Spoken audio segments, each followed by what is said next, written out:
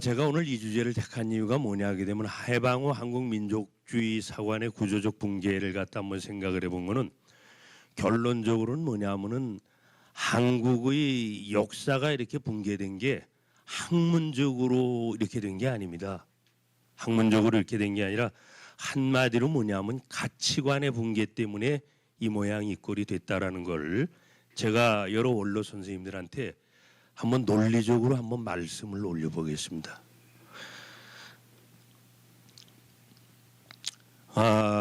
저는 이제 세 가지 구조를 갖고 한번 얘기를 하고 총체적으로 한번 정리를 해볼까 생각을 합니다.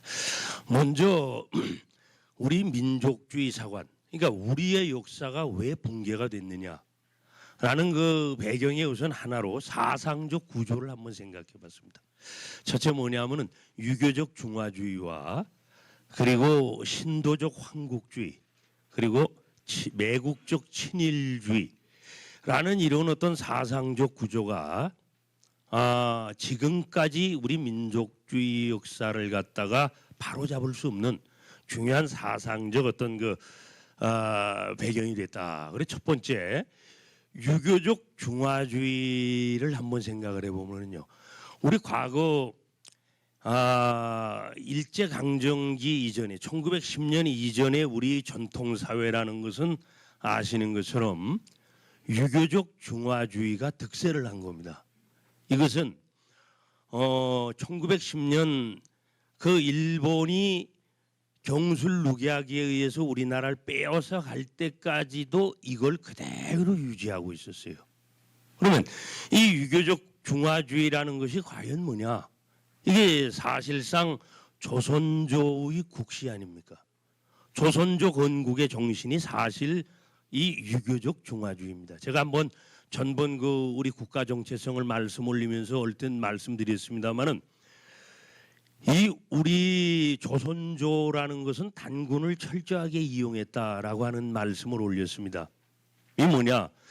이 조선이라는 나라 자체가 우리 고조선, 단군조선하고 뗄래야 뗄 수 없는 어떤 그런 명칭이 아니냐 이런 말씀을 하시는 분들이 계십니다.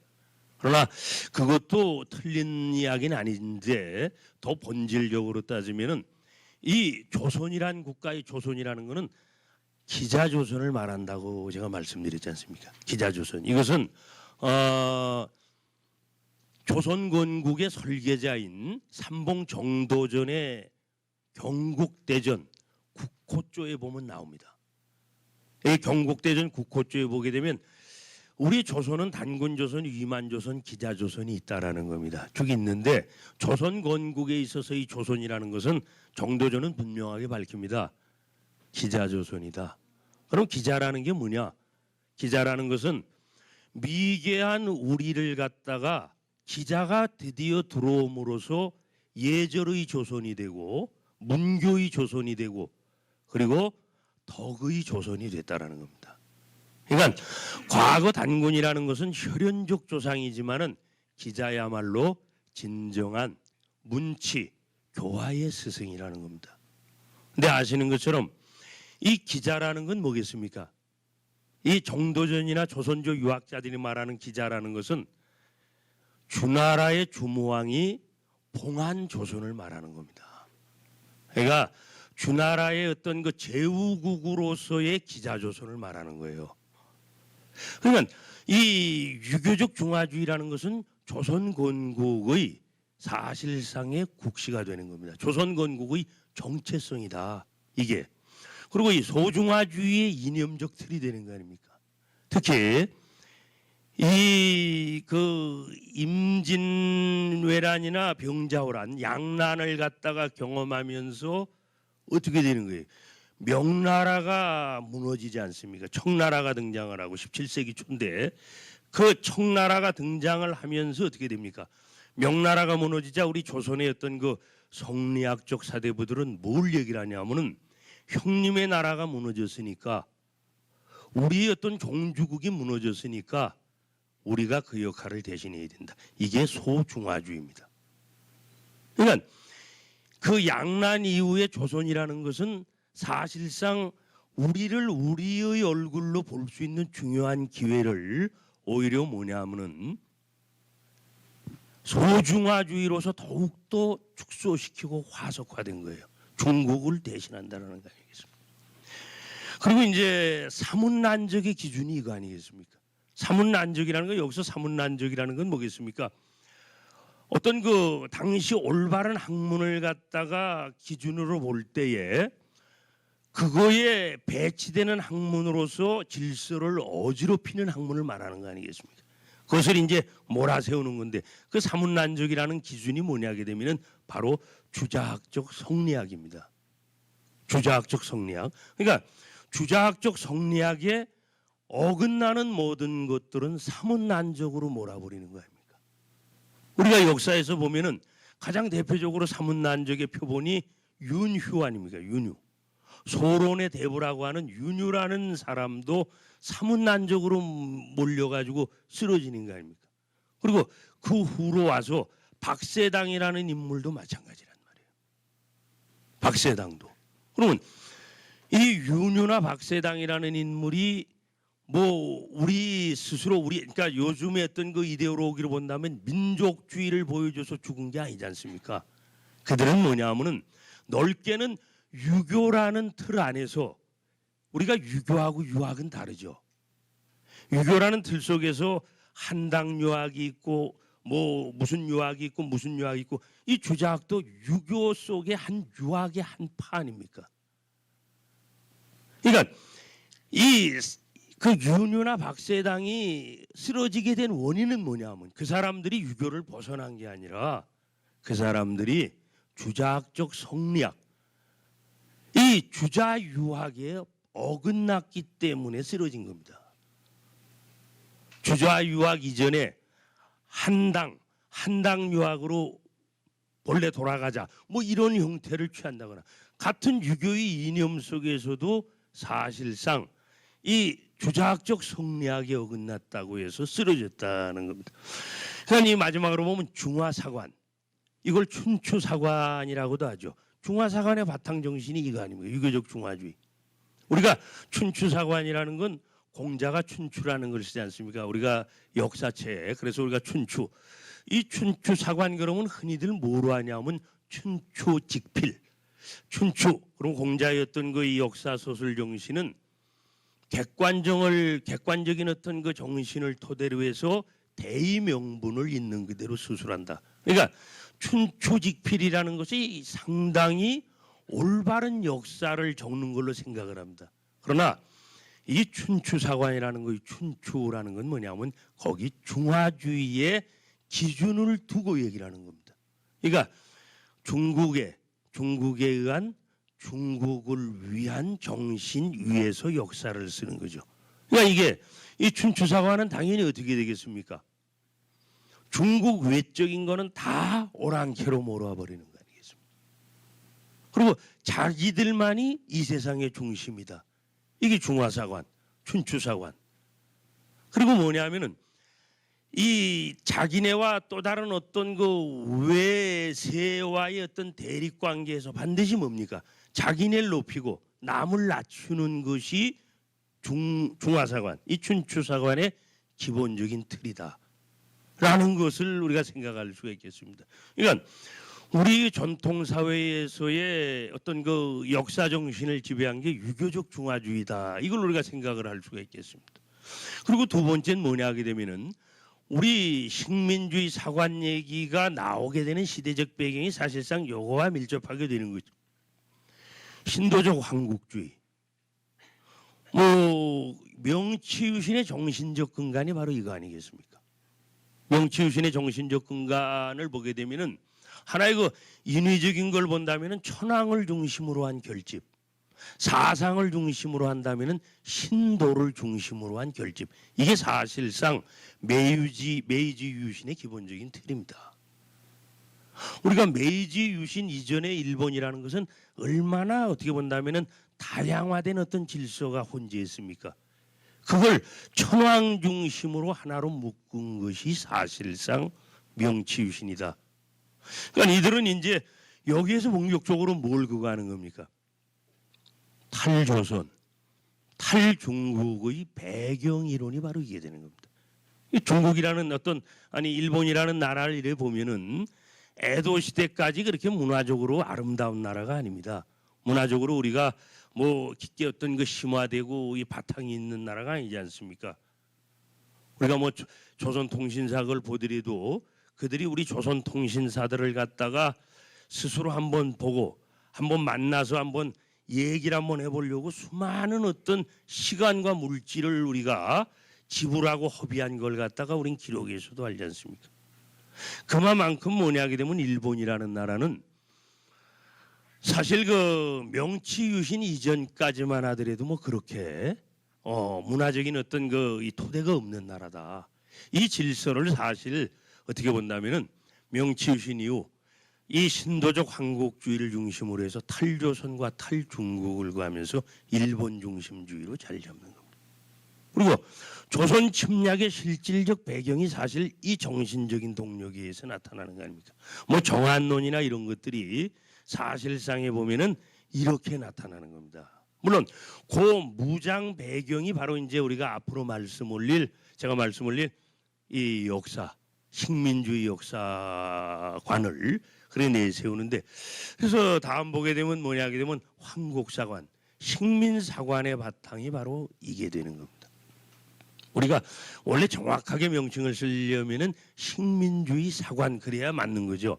근데 제가 이제 여기 이 길가를 하기 때문에 식민사관이라고 그랬는데, 이런 정신이 사실상 우리 한국 대륙 침략의 어떤 식민주의 사관의 기본적인 틀이 된다라고 하는 걸 생각을 합니다. 그리고 매국적 친일주의, 이것은 뭐냐 하게 되면은 어떤 그 중국이나 일본을 생각하는 게 아니라 우리 내부를 한번 생각을 해보면 매국적 친일주의, 노예 근성이 대물림된 거 아닙니까? 사실 우리가 길게 안 가더라도 조선조 전통사회를 일으켜 보더라도 아까 말씀드린 것처럼 조선조라는 것은 사실 우리 국학의 입장에서 본다면은 정체성을 잃어버린 시기가 되는 겁니다.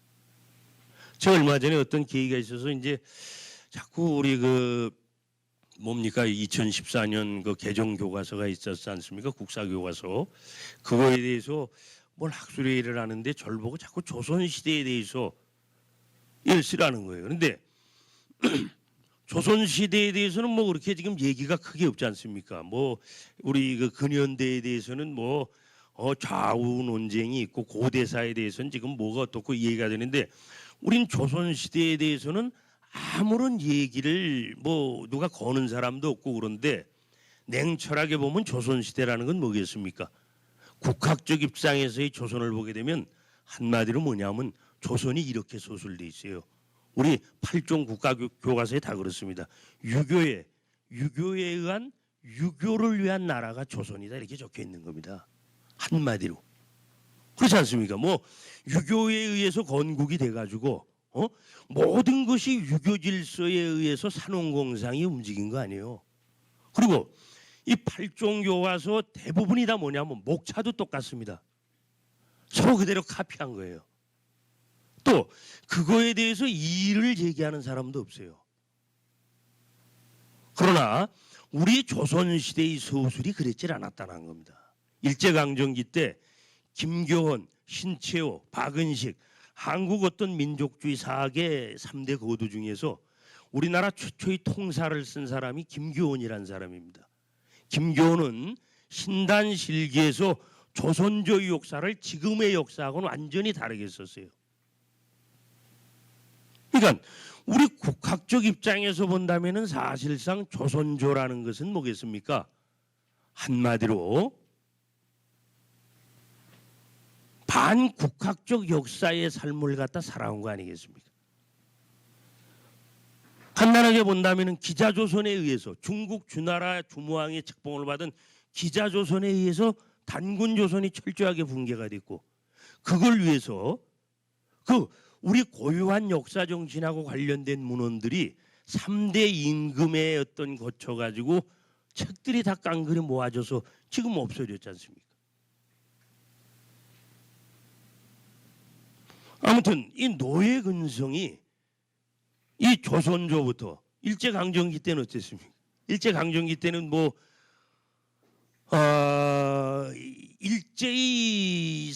이 일제 통치에 부용하면서 삶을 살았던 사람들이 주류를 형성하는 겁니다.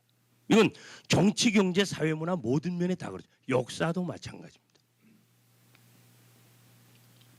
그리고 해방 이후도 마찬가지죠. 역사를 보게 되면 지금까지 우리가 뭐 우리 모습에 맞게 우리다운 우리의 삶을 갖다 적어놓은 역사가 어디 있습니까?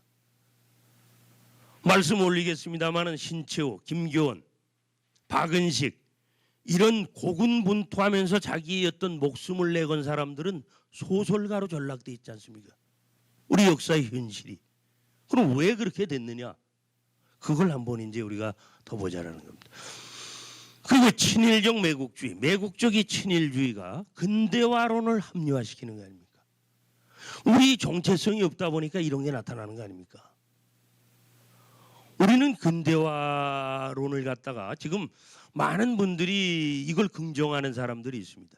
그것도 우리 최고 학부를 중심으로 해서 최고의 엘리트를 자처하는 지식층에서 이런 얘기가 나오는 겁니다. 이 근대화론의 틀은 뭐겠습니까? 뒤에서 말씀 올리겠습니다만 우리의 과거는 동물처럼 살았다라는 겁니다. 이걸 전제로 하는 거 아니겠습니까? 우린 개돼지처럼 살았으니까 비로소 일제에 의해서 우리가 사람이 됐다라는 거 아니겠습니까?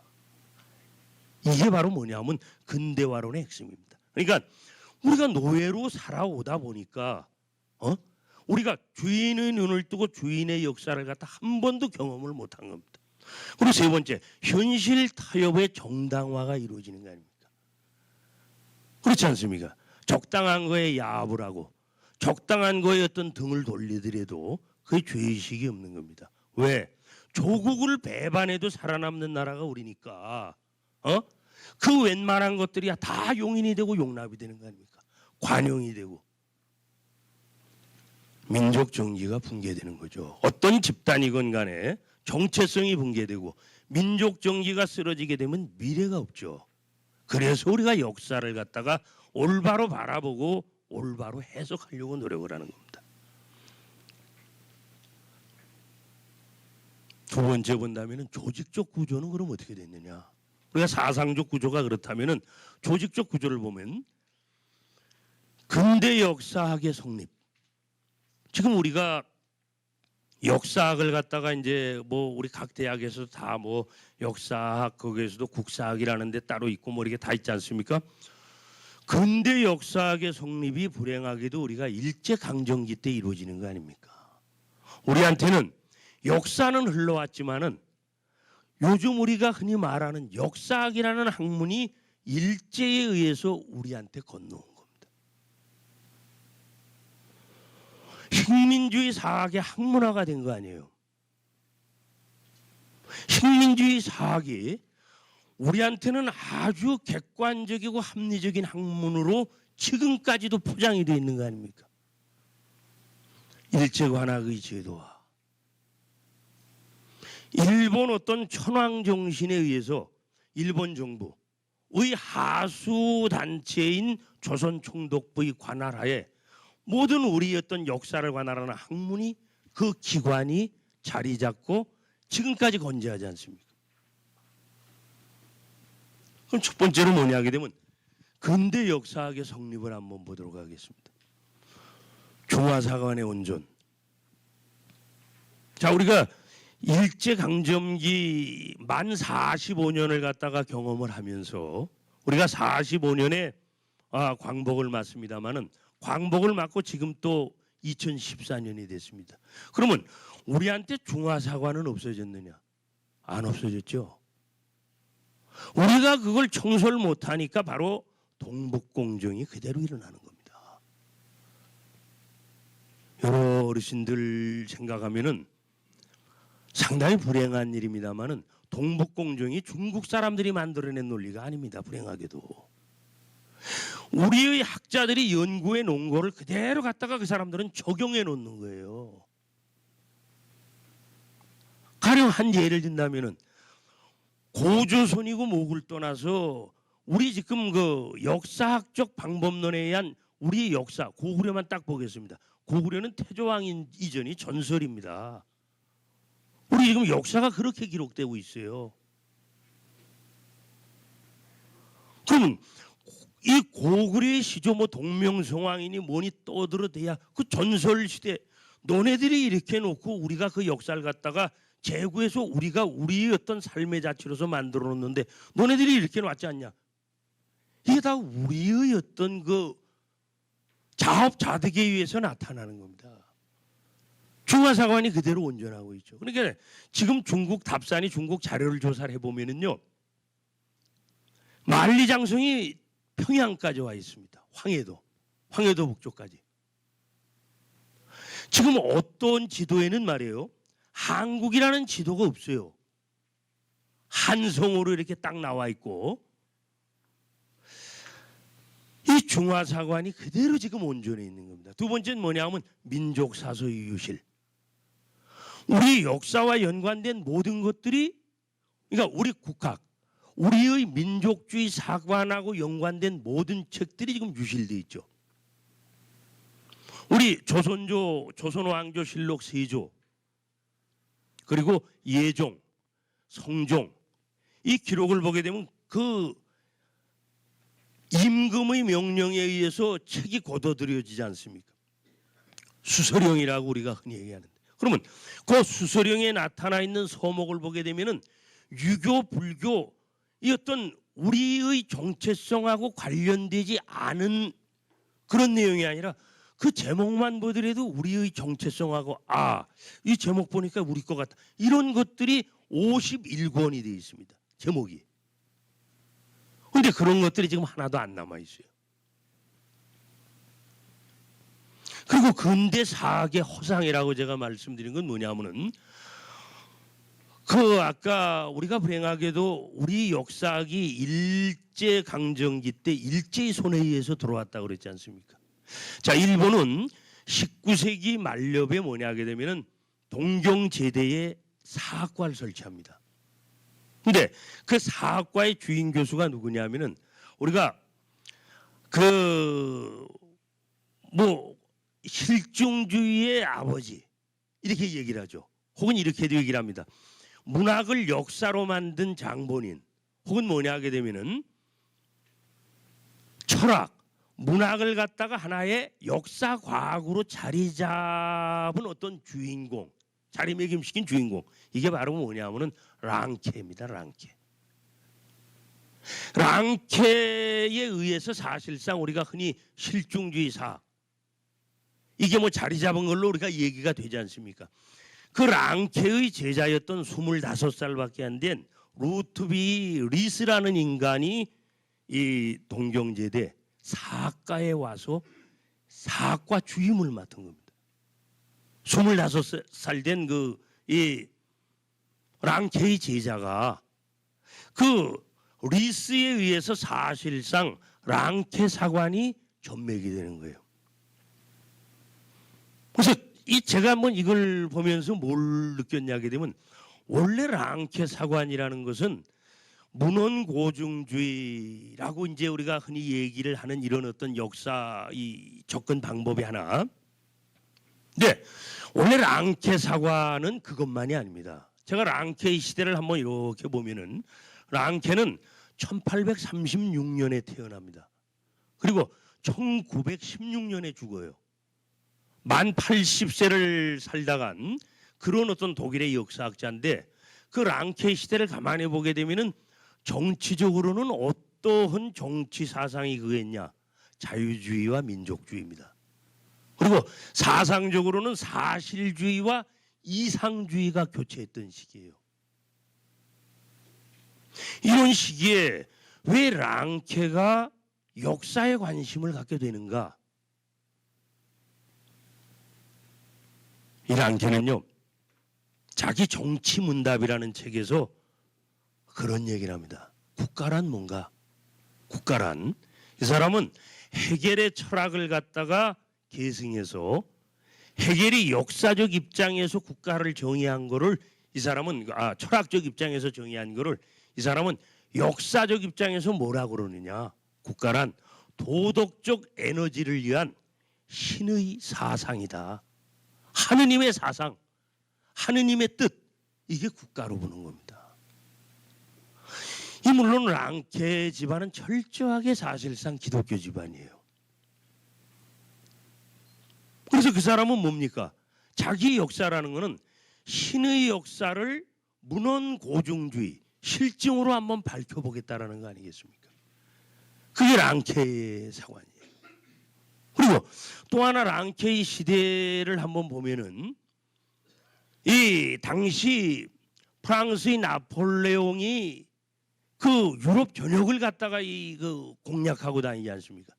거기서 독일을 갖다가 점차적으로 침공을 해오고 그럴 때 이 랑케는 그 정신, 즉 독일 민족주의를 고양시키기 위해서 이 역사의 어떤 그걸 시작하는 겁니다. 그게 바로 뭐냐면 그 랑케가 쓴 그 라틴 제민족과 게르만 제민족의 역사라는 책이 그거예요. 이 사람은 그런 어떤 그 나폴레옹의 침략에 독일 민족주의를 고양시키기 위해서 그걸 들고 나오죠. 그리고 그 방법으로 동원한 게 뭐냐면 실증주의입니다. 그 이전의 역사기술, 우리가 타케투스의 게르마니아라는 어떤 책이 있죠. 독일 민족주의 역사. 그것은 뭐냐 하게 되면 실증적이 아닙니다. 사실 냉철하게 보면 약간 문학적 성격이 강하죠. 근데 이 랑케는 뭐냐면 거기에서 역사 연구의 일차적인 방법이라고 얘기하는 실증이 뭐냐? 랑케는 전기, 그리고 일기, 그리고 서간, 편지죠. 그리고 외교 보고서, 자서전, 이걸 중심으로 해서 자기가 역사를 재구해 본 거예요. 이게 랑케 사관입니다. 그러면 냉철하게 보면 뭐냐 하게 되면 랑케 사관이라는 것도 관념 사관이죠. 정신 사관이란 말이에요. 그리고 자기 민족, 독일 민족주의의 올바른 구명을 위해서 그 사람이 뛰어든 겁니다. 방법을 실증주의라는 것을 택했을 뿐이다라는 겁니다. 제가 왜 이걸 강조하냐면 뒤에서 말씀을 올리겠습니다. 아무튼 근대사학의 허상이라는 게 이런 랑케 사관을 갖다가 답습한 일본 제국주의, 일본 관학 사학자들은 뭡니까? 그걸 갖다가 고묘하게 침략적인 도구로서 변형을 시킨 겁니다. 아까 랑케는 본질적으로 자기네 민족을 위해서 사실상 역사적 변명을 한 건데 이들은 뭐냐 하게 되면 자기네 민족의 침략을 위해서 포장하고 변명을 한 거예요. 사실 이것이 근대사학이다. 이게 객관적인 학문이다. 보편적인 학문이다. 합리적인 학문이다. 이렇게 정착이 된 겁니다. 그러니까 이런 허상이 있다. 그리고 일제에 의한 역사학의 성립이 우리를 이렇게 불행하게 만든 겁니다.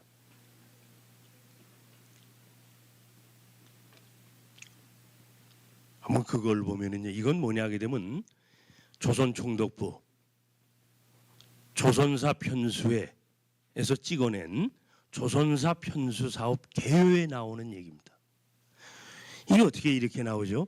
조선민은 여타의 식민지의 야만, 미개한 민족과는 달라서 독서와 문장에 있어 조금도 문명인에게 뒤떨어지는 바 없는 민족이다.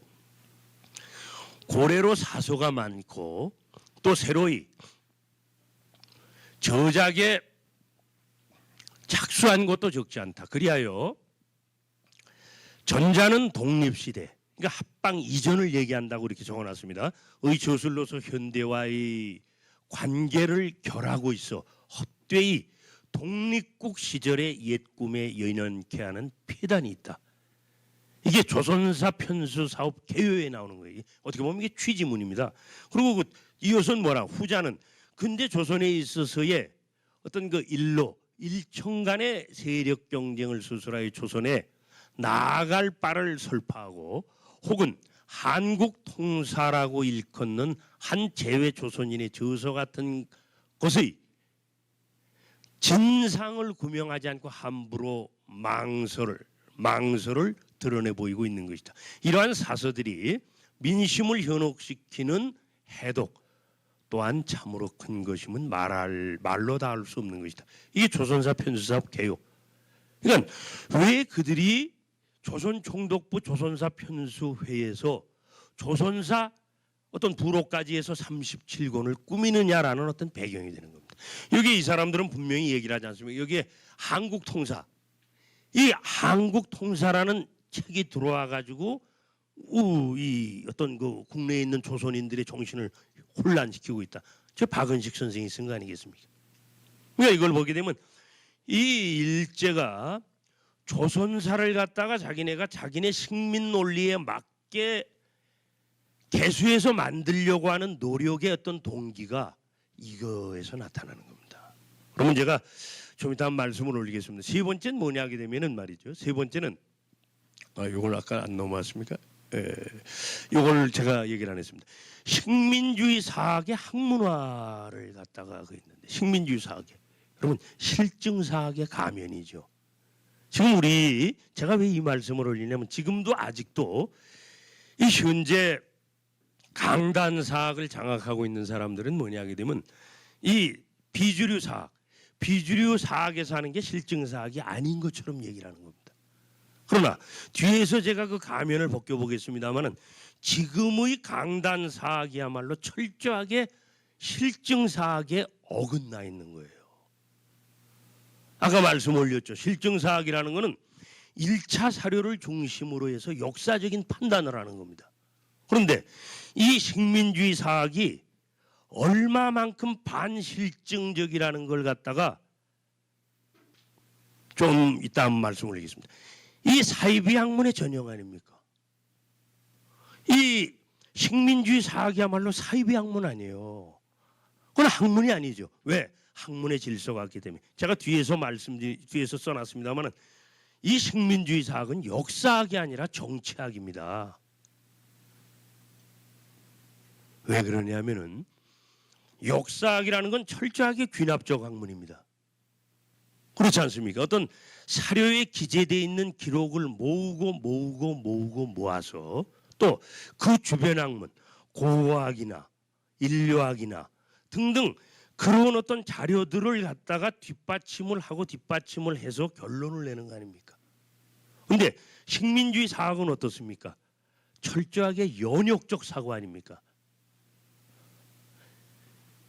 일본 정부에서 조선 총독부에 내린 지령에 의해서 어떤 정신으로 조선사를 꾸미라 그 정신을 대전제로 깔고 하는 거 아니에요. 이 조선사 35권 부록까지 37권이 철저하게 그 정신으로 엮어진 겁니다. 그래서 어떤 분들은 그 조선사 편수회에서 나온 책을 갖다가 조선 통사로 보는 분이 있어요. 근데 조선 통사가 아닙니다. 그건 통사가 아니라 사료집이에요. 자기네가 우리 역사를 왜곡하기 위해서 만들어 놓은 것이기 때문에 자기네가 주장하기 유리한 사료들만을 뽑아 놓은 겁니다. 이게 조선 총독부 조선사 편수의 조선사 37권이에요. 그건 역사가 아니라 정치 논리에서 만들어진 겁니다. 그렇잖아요. 왜 조선사 편수회 1925년에 구성된 조선사 편수회 회장이 누구냐 하면 조선 총독부 조선 총독 바로 아래서 국가로 보면 국무총리 같은 사람이죠. 정무총감이 회장을 맡았습니다. 그리고 이 조선을 갖다가 일제히 식민지로 만들라라는 대전제 하에서 사료를 모으고 견강부회에서 만들어 놓은 논리가 이거란 말입니다. 그러니까 이건 역사학이 아니라 정치학 아닙니까? 정치학.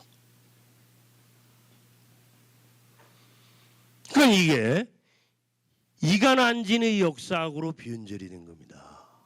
연결이 된 겁니다. 이간안진이라는 건 뭡니까? 이 거짓으로서 참을 혼란시키는 거예요. 지금 우리 역사학 판도가 그렇잖아요. 우리 역사학계가 그렇잖아요. 지금 우리가 발붙이고 사는 2014년도에 우리 국사학의 현실이 이간안진의 어떤 역사학 아닙니까? 그러니까 뭐가 참인지도 모르고 일제강점기 때 식민주의 역사학이 마치 객관적이고 합리적이고 보편적인 학문처럼 자리 잡고 그 오히려 올바른 것들을 거짓과 비학문적인 걸로 매도시키는 거예요.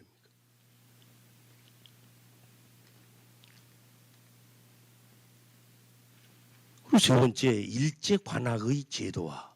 이게 조직적 구조의 또 하나가 합니다.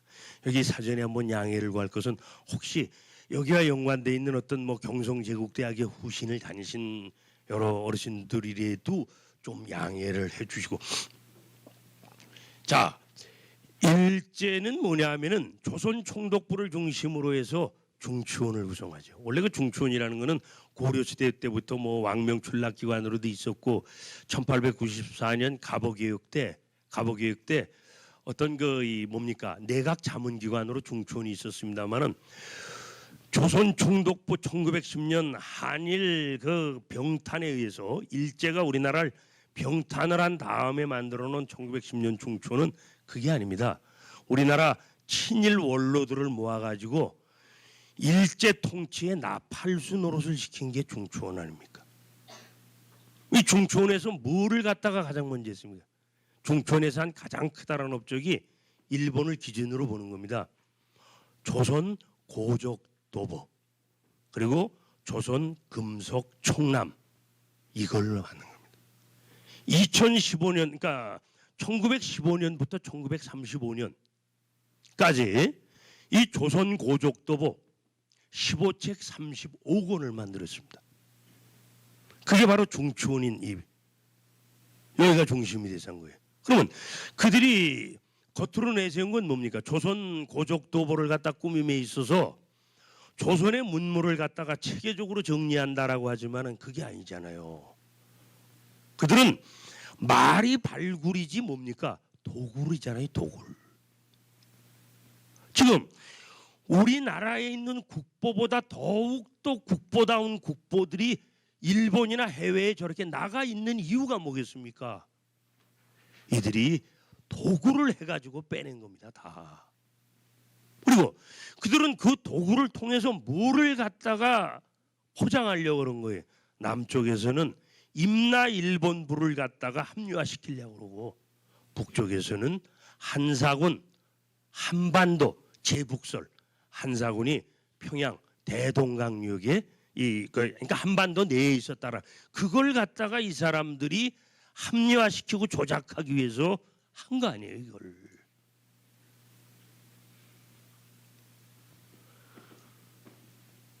그 일본 같은데 이렇게 가서 각 대학이나 이런데 뭐 이런데 수장되어 있는 걸 보게 되면 다 정말 입이 벌어지지 않습니까? 우리 여기서 저게 어떻게 언제 어떻게 건너왔나 다 도구를 해서 갖고 간 거 아닙니까? 이 새끼들이 뭘 어떤 그 쇼까지 합니까? 심지어는 서봉총 어떤 그 고분을 발굴할 때 이 당시 그 스웨덴의 황태자 그 구스타프가 일본을 방문했죠.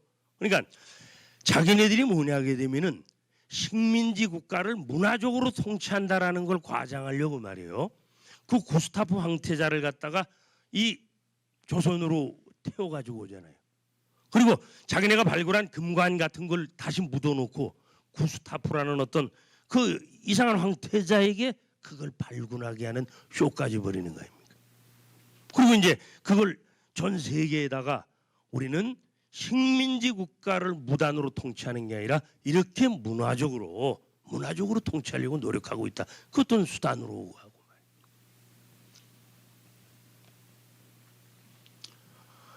다음 보면은 이 조선사 편수회 여러분 아시는 거 1925년에 조선사 편수회가 이 만들어집니다만 아까 말씀 올렸죠. 조선사 편수회라는 거는 철저하게 일제의 정치적 목적에 의해서 구성이 되는 겁니다. 그리고 이 조선사 편수회에서 우리가 아직도 그 역사 논리를 벗어나지 못하는 조선사 35권, 보록까지 37권 그걸 갖다가 여기서 만들어내는 거예요. 당시 여러분 그 일본은 그 만주 침략 전쟁으로 해서 상당히 경제적으로 쪼들릴 때 아니겠습니까? 30년대 들어서. 그럼에도 불구하고 당시 100만 원의 거금을 들여서 이 조선사 편수에서 조선사를 편찬하는 겁니다. 그 조선사가 아까 말씀드린 것처럼 그 조선사를 편수할 때 이 시기 구분에 있어서 뭐냐 하게 되면 이 사람들은 철저하게 조선 이 통일신라를 기준으로 해놨습니다. 통일신라 이전 그리고 이후예요. 그리고 이 고려시대까지 전체 만약에 35권 본권을 35권으로 보면은 24권이 조선시대의 역사 그겁니다. 그리고 그 이전은 어떻게 됩니까? 11권밖에 안 돼요. 그러니까 우리 고대사를 일제가 어떻게 철저하게 말살을 했느냐라는 걸 사료집을 꾸미면서도 그걸 관철시켰다라는 겁니다. 그걸 관철시켰다. 그리고 경성제국대학 1926년에 경성제국대학을 만들지 않습니까? 경성제국대학을 만들면서 가장 먼저 법문학부하고 의학부를 만들죠. 뭐 여러 선생님들 아시겠습니다만은 원래 식민지 지배 학문으로서 가장 원용되는 게 의학하고 법문학이에요. 그걸 만들고 그 법문학부 안에 사학과를 설치하는 거 아니겠습니까?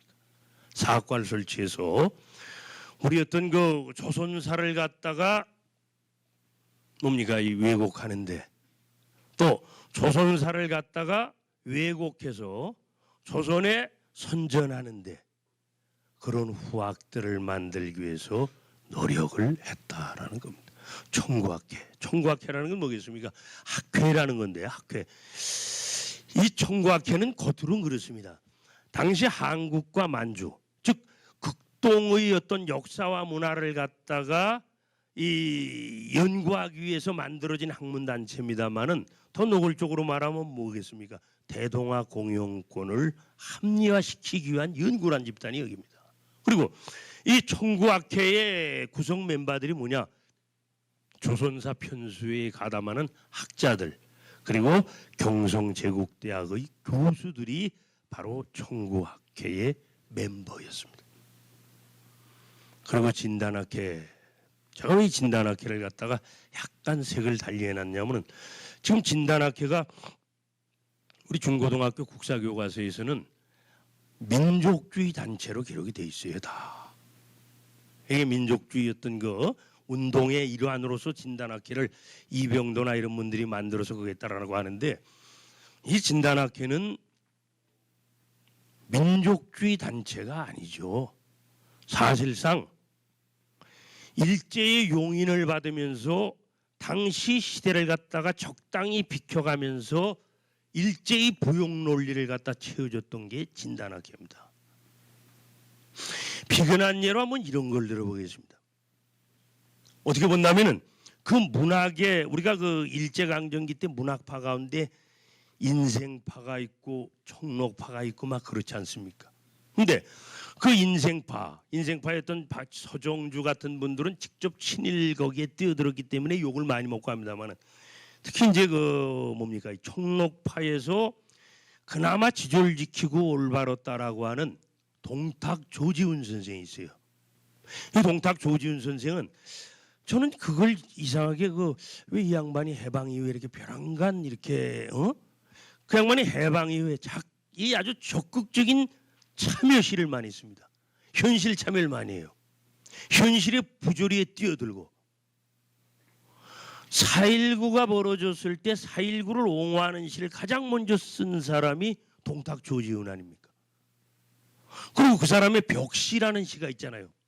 그대의 이름으로 소생한 땅 위에 그대의 뜻이기에 악마가 오는데 아사만 사원도 잃어버린 채 이게 상당히 어떤 참여적인 좀 더 너그러이 껴안아보자 그래요. 좀 더 너그러이 뭐 해보자 뭐 이런 얘기를 갖다 그래서 이 양반이 왜 그럴까? 이 양반이 사실상 우리가 일제강점기 때 자연파라고 하는 청록파가 비판을 받는 이유가 뭐겠습니까? 문학의 순수성 을 내걸고서 현실을 피해간 사람들 아닙니까? 그 사람들이. 근데 문사철이 어떻게 현실을 피해갈 수 있겠습니까? 그렇잖아요. 문학가, 왜 철학가, 역사가를 그 시대의 양심으로 보는 이유가 뭐겠습니까? 문사철은 시대에서 떨어질 수가 없는 거예요.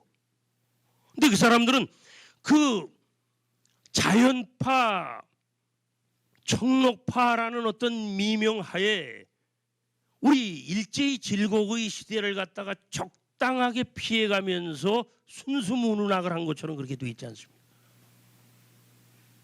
그런데 이 진단학회는 더하다라는 겁니다.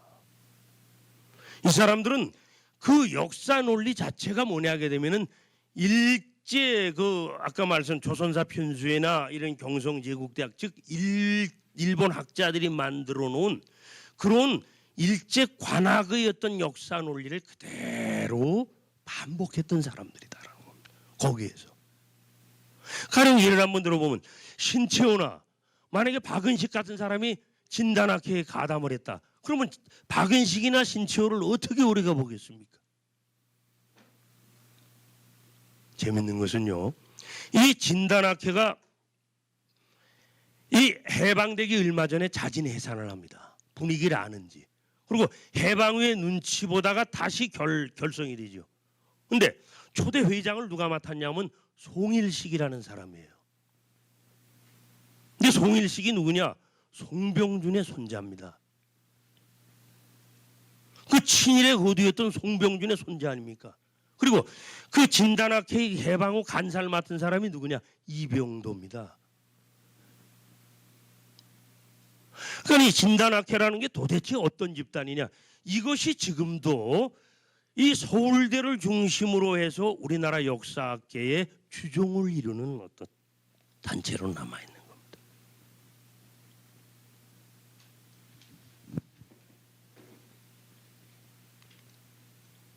제가 이걸 한번 말씀을 한번 설명을 올리고 하는데 우리가 흔히 그런 얘기를 합니다. 이 많은 어떤 강단사 학자들이 마치 자기네의 학문만이 실증주의 사학이라고 얘기를 하는 것 같아요. 그리고 자기네하고 배타가 되는 비주류 사학, 일제강점기 때 우리가 박은식, 신채호, 김교원 이런 민족주의 사학가들은 비실증주의 사가처럼 얘기를 한단 말이에요. 그러나 우리가 분명히 알아야 될 것은 역사학에서의 실증주의는 뭐냐 하게 되면 방법론입니다. 저건 사관이 아니에요. 냉철하게 보게 되면. 그건 어떤 역사를 하는 사람이건 실증주의를 안 하는 사람이 어디 있습니까? 신채호가 안 했습니까? 박은식이 안 했습니까? 정인보가 안 했습니까? 안재용이 안 했습니까? 그 사람들은 철저하게 실증주의라는 사람들이에요. 그리고 그 일제 식민주의 사학자들이나 그 부용학자들 말씀 올리겠습니다. 이병도, 신석호, 김원용 이미 돌아가셨으니까 말씀 올리는 거예요. 그분들보다도 훨씬 더 실증주의라는 사람들입니다. 왜 그러냐? 여러분, 실증주의의 가장 기본이 뭐겠습니까? 내가 고조선을 서술한다. 그러면 어떤 사료를 택해야 되겠어요? 그 고조선이 그 활동했던 시대 시기와 가장 가까운 역사서를 찾아야 되는 거 아닙니까? 그렇잖아요, 이게. 그 우리 민족주의 사학을 한 김교훈이니 박은식이니 신채훈 이런 사람들은 거기에서 찾은 거예요. 거기에서 찾은 겁니다. 사서로 보면 사기를 들여다보고 삼국지를 들여다보고 한서를 들여다보고 후한서를 들여다보고 비사서에서는 관자를 들여다보고 염철론을 들여다보고 회남자를 들여다보고 이렇게 연구한 사람들 아닙니까? 그분들이. 그런데 식민주의 사학을 한 사람들은 어떤 사람들입니까? 아까 말씀 올린 바와 같이 일본의 식민주의 사학자들이 만들어 놓은 역사 논리, 역사 자료집을 토대로 해서 한 거 아니에요. 그건 냉철하게 보면 뭡니까? 2차 사료죠. 그러면 어떻게 이 식민주의 사학을 한 어떤 이런 사람들이 민족주의 사학자들을 갖다가 비실증적이라고 매도를 할 수 있습니까? 오히려 그들이 훨씬 더 비실증적이라 이런 얘기죠. 지금 한국 사학계가 겉으로는 조용하지만 속으로는 난리가 난 겁니다. 왜? 옛날에는 철저하게 자기들이 사료를 독점한 거예요. 우리나라가 얼마나 부끄러운 나라입니까? 아니 우리 고대사하고 뗄래야 뗄 수 없는 이 사마천의 사기 하나 번역이 안 된 나라가 우리나라 아닙니까? 기껏해야 열전 같은 거나 번역해 놓고. 그러면 그걸 왜 번역을 안 했느냐? 그걸 번역해 놓으면 난리 날 거 아니에요. 다 들통나지 않습니까? 지금 그러니까 수많은 이 역사를 전공하지 않은 사람들도 지금 다 사기부터 해서 삼국지, 한소, 후한소 등등 모든 걸 다 볼 수가 있습니다, 지금. 근데 그 일제 식민사학에서 주장해 놓은 이런 걸 보니까 하나도 안 맞는단 말이죠. 자, 제가 단순한 예를 하나 들어보겠습니다. 한사군이 어디 있었느냐? 1차 사료에는 한반도 내에 있었다라는 건 하나도 없어요. 다 어디를 얘기하는 겁니까? 적어도 지금의 요동 서쪽에 다 있었다라는 겁니다. 사기에 나오고 후한서에 나오고 삼국지에 나오고 다 나오는 거예요. 아니 세상에 한사군이 우리 한반도 내에 있었다라는 게 사서에 어디 나옵니까?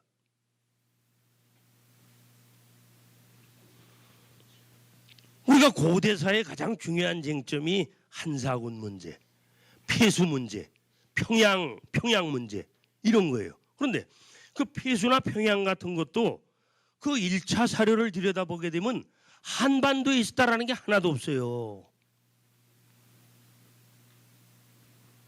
근데 재미있게 뭐냐 하게 되면 폐수가 압록강이라는 둥, 폐수가 대동강이라는 둥, 폐수가 청천강이라는 둥 이렇게 떠들어대는 학자들이 다 누구냐?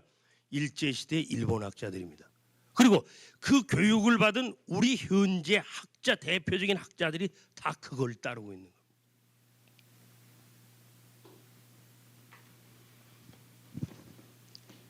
그러니까 우리가 분명한 건 뭐냐면은 이 민족주의 사관이건 식민주의 사관이건 사회경제주의 사관이건 다 관념 사관입니다. 사관이라는 명칭이 붙게 되면 이 관념, 이 인간의 정신이 작용을 안 하고 어떻게 사관이 성립되겠습니까? 문헌고증주의, 실증주의라는 것은 사관이 아니라 역사학적 방법론이에요. 역사학적 방법론이다. 그런데 이걸 갖고 지금까지 사기를 치는 겁니다.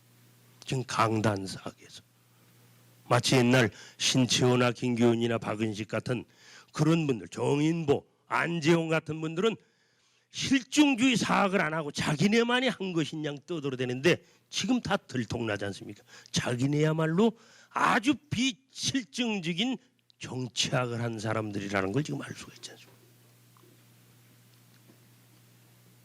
인맥적 구조를 한번 제가 보겠습니다. 민족주의 사학 계열과 식민주의 사학 계열 그리고 해방 후 주류 사학 계열 이렇게 나눠서 한번 말씀드리겠습니다. 자, 민족주의 사학 계열 우리가 잘 아시는 것처럼 우리가 조선조 때 가끔 미수 허목이나 또는 그 이종이라는 사람을 들먹거립니다. 근데 분명한 건 뭐냐 하게 되면은 허목이나 이 미수 허목이나 수산 이종이가 유교적 중화주의를 벗어난 사람은 아닙니다. 그런데 그나마 우리가 저 사람들의 주목하는 이유가 뭔가? 신채호는 자기 어떤 조선 상고사에서 이종희 선생을 상당히 높이 쳐요.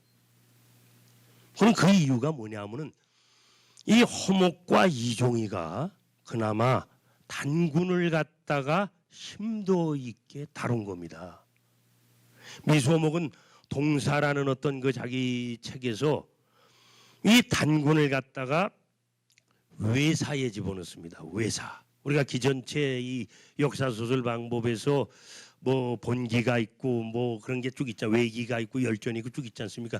외기에 단군을 집어넣어서 단군의 어떤 의미를 갖다가 상당히 부각시키려고 노력을 해요. 더 나아가서 이종희는 조선조에서 유일하게 뭐냐 하게 되면 단군을 갖다가 본기에 집어넣어서 동사를 꾸밉니다. 그래서 우리는 이 두 사람이 유교적 중화주의에 허덕이긴 했지만은 그나마 단군의 의미를 긍정적으로 많이 부각시키려고 노력을 했다. 해가지고 이렇게 우리가 생각을 해보고 우리가 20세기에 돌아와서 김교훈 우리나라 최초의 통사인 신단실기를 쓴 사람입니다. 신단민사, 신단실기, 단조사고, 그리고 이 김교원 선생은 1922년에 상해 임시정부 교과서를 갖다가 이 사람이 교열해서 내는 겁니다. 상해 임시정부 배달족 역사라는 역사책을 이 사람이 교열해서 상해 임시정부에서 내요. 그걸 갖다가 인성학교나 이런 상해 임시정부에서 운영하는 학교의 교재로 썼습니다. 박은식, 신채호 같은 분들이 있죠. 네, 이분들이 이제 어떻게 본다면 민족주의 사학의 중요한 세 봉우리다 이렇게 볼 수가 있고, 이걸 계승해서 정인보, 안재홍 이 사람들도 역시 민족주의 사관 계승 발전 그리고 나름대로 노력을 합니다마는 이 불행하게도 나쁘게 되죠. 저는 이게 가장 마음이 아픈 게 뭐냐면은 해방 이후에 정인보와 안재홍 선생이 정치를 하지 않고 만약에 학문에 뛰어들었다면 우리가 이렇게 되진 않았지 않았나. 이 양반들이 둘 다 장관으로 참여하지 않습니까? 그리고 불행하게도 뭐냐면은 6.25가 벌어지면서 둘 다 잡혀가잖아요. 이 그 정인보 선생의 조선사, 그러니까 원래는 제목이 5,000년간 조선의 어리입니다. 그 조선사 아주 그 이 색다른 노력을 어떤 단재 신초의 어떤 그 학풍을 계승해 가지고 그러지. 또 안재홍 선생은 조선 상고사감, 우리 고대사를 갖다가 밝히기 위해서 다양한 기법을 동원해서 노력을 합니다. 그러니까 이런 분들이 해방 이후에 학교에서 후학들을 그거 했다면 얼마나 좋았을까. 정치에 들어가질 않고 거기다도 6.25 때 끌려가지 않습니까? 이병도 같은 사람들은 잡아가지도 않았어요. 이 이병도 같은 사람들이 6.25 이후에 독식을 하는 거 아닙니까? 이병도, 신석호, 이선근, 김원용 이런 사람들이 독식을 하는 거 아니에요? 한국 사람. 그리고 문일평이나 또 장도빈, 황의돈 이런 사람들은 어떤 그 문화사관적 입장에서 민족주의 사학의 다양한 방면을 개척하려고 노력을 하죠. 그리고 문정창, 원래 문정창 이분은 일제강점기 때 군수를 지낸, 지금 우리가 냉철하게 말하면 친일적인 인물이었는데 자기가 해방 이후에 개과천선을 하고 우리 역사를 정리하는 데 수많은 업적을 남깁니다. 이 사람의 고조선사로부터 해서 백제사, 일본사 뭐 할 것 없이 쭉, 그리고 안호상, 임승국, 박시인 이 사람들이 이제 국사찾기협의회를 갖다가 구성을 해서 바로 이 옛날 고전연구의 국사찾기협의회가 바로 이 뒤에 있었습니다. 여기서 고군분투하면서 노력을 합니다만은 이분들은 그렇게 대접을 못 받았죠. 그래서 이 사람들은 비주류, 비제도 사학으로 몰락을 해서 뭐 다 돌아가셨습니다만은 지금 큰 반면에 이분들이 영향에 의해서 역사인식의 대중화, 저변화를 통한 역사학 독점을 붕괴시켰다. 지금 우리 역사학계가 지금 굉장히 긴장을 하는 이유가 뭐냐면은 여태까지는 뭐냐, 역사라는 건 학자의 몫이다 이렇게만 생각을 했는데 그게 아니라는 겁니다. 어떻게 역사가 학자들만의 몫입니까? 그게 바로 역사가 학자들만의 몫이다라고 이렇게 그걸 그게 랑케 사관 때문에 그런 거예요. 랑케에 우리가 그 공을 본다면은 그 사람은 문학을 역사로 정착시킨 사람입니다. 철학을 역사로 정착시킨 사람이에요. 그러니까 이 역사 문학을 갖다가 역사 과학으로 옮겨놓은 사람. 그러니까 역사를 대중으로부터 전문가 집단으로 옮겨놓은 사람이 랑케입니다. 그런데 이 19세기 랑케가 이미 그걸 갖다가 자기 랑케 사관을 들고 나왔을 때 그때부터 이미 뭐냐 하게 되면은 역사는 결코 전문가의 몫으로만 남겨둘 수 없다. 역사는 대중의 것이다라는 겁니다. 이게 이미 19세기의 서양에서는 굉장히 그랬어요. 근데 우리는 이제 그게 조금 나오는 겁니다. 역사라는 게 어떻게 학자들만의 몫입니까? 역사의 문학화, 그리고 역사학자로서 대중으로서의 어떤 이게 지금 추세예요. 그러니까 지금 우리 역사학계에서 굉장히 긴장을 하고 당황을 하는 겁니다. 이게 왜 그러냐면, 왜 제가 이 말씀을 올리냐면 10여 년 전에 우리 중고등학교 국사교과서에 고조선이 역사에 그나마 한 줄 들어간 그게 뭡니까? 역사학자들이 집어넣은 게 아니잖아요. 제가 알기로는 여기에도 거기에 관여했던 어떤 그 선생님이 계신 줄 알고 있는데 시민단체하고 교육국 공무원들이 집어넣은 거 아닙니까? 그걸 역사학계에서는 다 반대를 했어요. 근데 교육국 공무원이나 상식 있는 사람들이 쭉 보면은 이건 말이 안 되지 않습니까?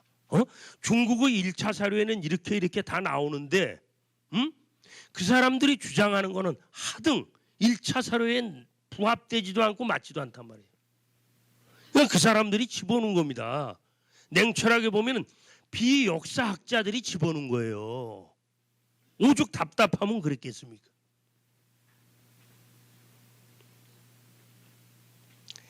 예, 지금 그렇게 우리가 이 식민주의 사학의 계열을 한번 제가 여기 돌아가신 분들만 우리 한국에서 시라토리 고라키치 이 사람은 그 일본으로 보면 대단한 사람이죠. 이 사람은 몽고에 능통하고 북방 중앙아시아의 언어 문화 역사에 아주 능통한 사람입니다.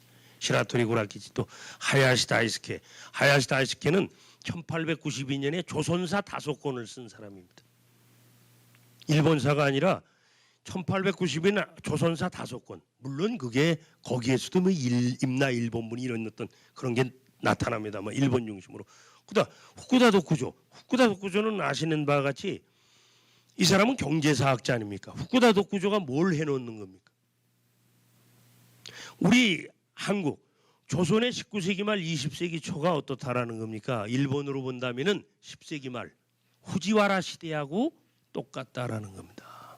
그러니까 우리나라가 얼마나 전근대적이냐. 19세기 말 20세기 초 우리 조선의 모습이 조선의 상황이 일본 10세기 말하고 똑같다라는 겁니다.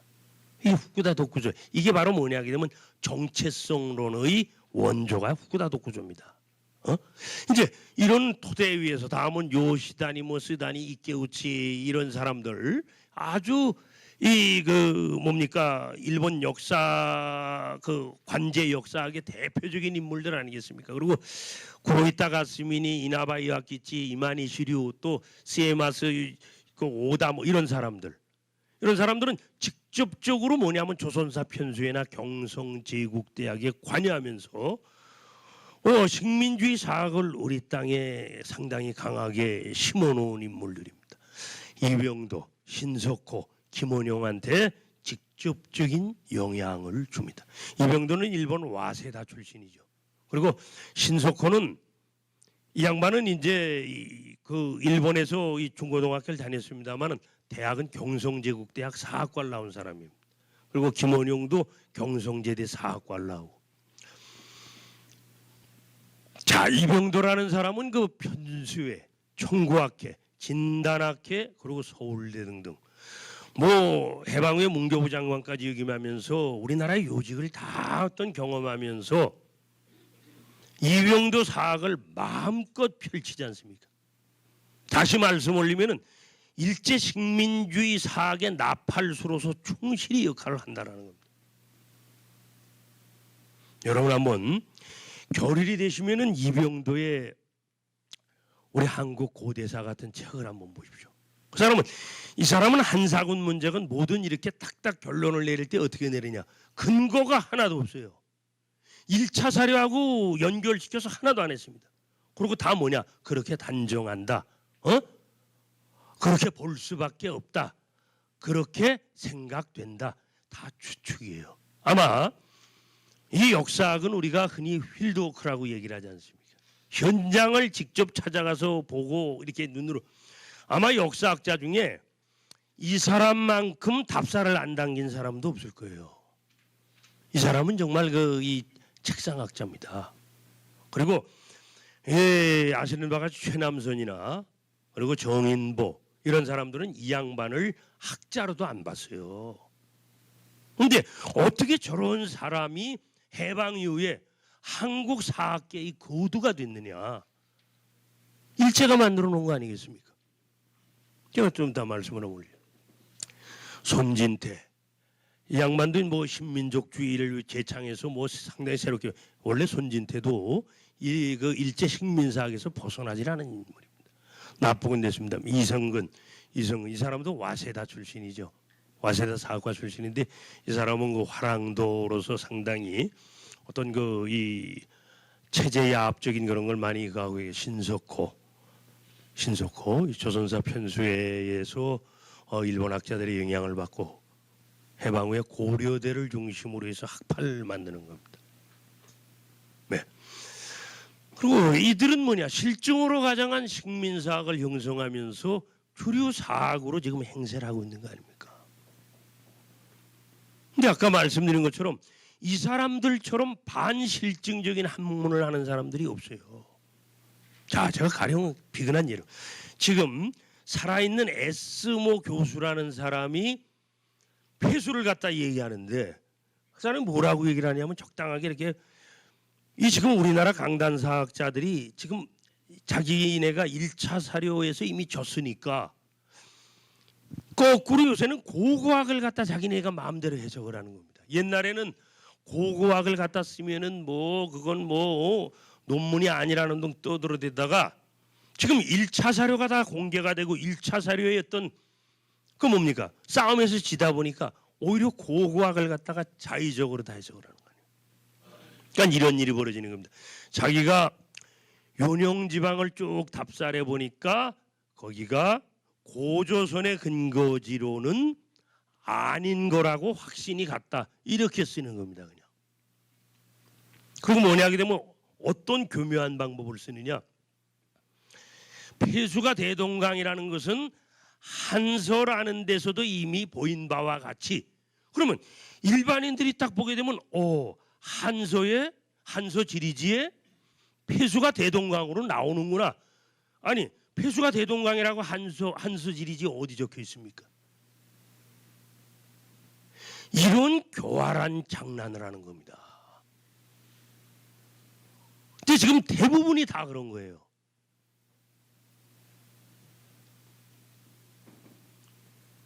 지금 케이모 교수라는 사람은 일본에서 임나일본부로 박사학위를 받은 사람입니다. 그 사람은 책 제목이 아주 애매해요. 임나일본부는 허구인가? 이렇게 의문으로 끝났습니다. 서리법 형식으로. 제목이 그래요. 임나일본부는 허구인가? 그러면 상식적으로 갖다 볼 때는 임나일본부가 허구가 아니라는 거구나. 이렇게 다 생각할 거 아니겠습니까? 그리고 그 책 안에서도 뭐냐면 교묘하게 임나일본부를 긍정하고 있다는 겁니다. 이게 우리나라의 지금 학자들의 대부분의 어떤 모양새입니다. 그러니까 지금 우리 강단사학에서 얘기하는 걸 그대로 본다면은 남한은 임나일본부가 또 북한은 한사군이 옛날로부터 통치를 해왔다라는 겁니다. 이렇게 되는 거 아니겠습니까? 임나일본부를 그래서 합리화시키기 위해서 아까 얘기한 스다소키치 같은 인물들은 어떤 이 머리까지 굴립니까? 임나일본부에 관해서는 일본 서기에밖에 안 나옵니다. 그러니까 뭐라고 그래요? 삼국사기 초기 기록은 믿을 수가 없다. 이게 바로 삼국사기 초기 불신론입니다. 그나마 남아있는 삼국사기도 식민지 사학에서는 초기를 지금 인정을 안 하는 거예요. 삼국사기 초기를 인정 안 하면 어떻게 되겠습니까? 백제는 금초고왕 이전은 전설입니다. 신라는 내물왕 이전이 전설이고 아까 말씀드린 고구려는 태조왕 이전이 전설로 되어 있는 거예요. 이게 지금 우리 학계에 이 일본 식민주의 학자들이 떠들어댄 그걸 얘기하는 게 아니라 지금 우리 학계에 그대로 아직 정설입니다. 이게 정설. 아니 이런 판국에 우리가 뭐 고조선이 어떻고 고구려의 동명성왕이 어떻고 이런 얘기가 어떻게 가능하겠습니까? 그러니까 우리 한국 사학계에서는 서울대를 중심으로 해서 모든 대학들이 동명성왕으로 고주몽 갖고 박사학위를 못 써요. 아니 고주머니 갖고도 박사학위를 못 쓰는데 단군 조선이었다고 이런 얘기가 어떻게 학위 논문 설계가 되겠습니까? 이게 지금 우리의 현실이다라는 걸 생각을 하는 거예요.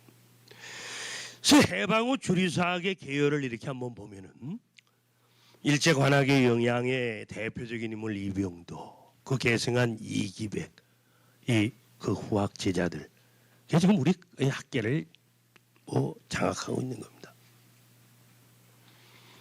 일제관학 어떤 시라토리 스에마스의 어떤 김원용 고고학, 어떤 일이 벌어졌습니까? 옛날에 김원용 선생 하게 되면 산불 김원용 재밌는 일이 있죠. 삼국사기 초기 불신론이 이제 지금 우리 아까 제가 정설이라고 그랬습니다. 그런데 그 삼국사기 초기 불신론에 그 문제가 생긴 게 어디냐면 김원용 선생이 풍납토성을 발굴하면서입니다. 이 위례성 풍납토성을 발굴하다 보니까 삼국사기 초기 기록하고 이게 맞단 말입니다. 백제. 그러니까 그 학계에서 난리가 난 거 아니에요. 쉬쉬하고 야야야 쉽게 그 발표하지 말고 뭐 어쩌고. 그래서 어떤 궁여지책으로 얘기가 나온 겁니까? 원삼국 시대가 그래서 나온 겁니다. 핵에 망측한 세상에 원삼국 시대는 뭐고 삼국 시대는 뭐고, 원삼국 시대를 김원용이 그래서 만들어 놓은 겁니다. 이 김원용의 스승이 스에마스예요. 스에마스 야스카즈라는 말송보아라는 이 경성제대 교수였던 사람인데 해방 후까지도 우리나라를 갖다 찾아왔습니다. 스에마스 야스카즈가 어떤 일이 있었냐? 서울대 국사학과에서 김용섭 교수라는 교수가 강의를 하고 있는데 이 김원용 교수가 스에마스 야스카즈를 데리고 문을 두드리고 강의 도중에 들어오더라는 겁니다. 김 교수, 내가 그러니까 내가 그 옛날 내 스승님인데 한번 김 교수 강의 경청해도 되겠나? 이건 강의를 갖다가 품평하겠다라는 거 아닙니까? 해방 이후까지도 한국 서울대 국사사학과가 그 일제였던 그 관학자들이 달랑거리면서 현지 지도를 했다라는 겁니다. 그 김용석 교수는 어떻게 했어요? 그 등살에 못 빼기고 연세대로 오지 않습니까? 이 김용석 교수는 자기 회고록 역사의 오솔길을 가면서 그걸 이 사람이 여태까지 못 냈어요, 책을. 자기가 80에 대해서 8순 기념으로 자기 회고록을 용기 있게 낸 겁니다. 2년 전에 거기에 나오는 거예요. 이병도는 어떤 인물입니까? 이병도 교수가 당시 서울대 한옥은 교수한테 그랬다는 겁니다. 내가 일본의 천리대학은 일본 우익의 중심이죠. 일본 어떤 근대 신도의 어떤 그 변질된 천리대학을 가서 이 이병도가 신도 복장을 하고 예배를 보고 왔다라는 겁니다. 그러고 와가지고 서울대 한옥은 교수나 이런 사람들한테 자네들도 천리대학을 한번 가지 이렇게 얘기를 했대요. 그 한옥은 교수가 김용섭 교수한테 얘기를 했답니다. 우리도 한번 그 이병도 선생님이 말씀하시는데 우리 한번 가지. 이 김용섭 선생님은 거절했답니다. 나는 안 가겠습니다. 가시고 싶으면 가세요. 이게 서울대의 분위기였습니다. 한국 역사학계의 조종이라고 하는 그 집단이 해방 이후까지, 아니 지금까지도 그러는지를 어떻게 합니까?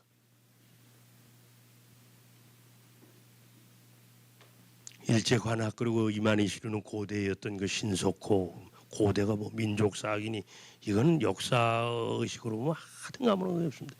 신석호의 제자 지금 살아계신 김정배 선생님도 뭐 그렇게 의식은 없는 분 같습니다.